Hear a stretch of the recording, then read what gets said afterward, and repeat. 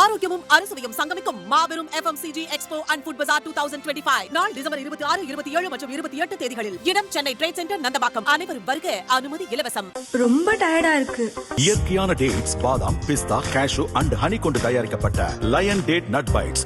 தமிழகம் முழுவதும் சனிக்கிழமை ஆசிரியர் தேர்வு வாரியம் சார்பில் அரசு கலை அறிவியல் மற்றும் பிஎட் கல்லூரிகளுக்கான உதவி பேராசிரியர் தேர்வு நடந்தது. 2708 உதவி பேராசிரியர் பணியிடங்களை நிரப்ப 195 மையங்களில் நடத்தப்பட்ட தேர்வை 42,000 பேர் எழுதினர். காலை, மதியம் என இரு பிரிவுகளாக தேர்வு நடத்தப்பட்டது.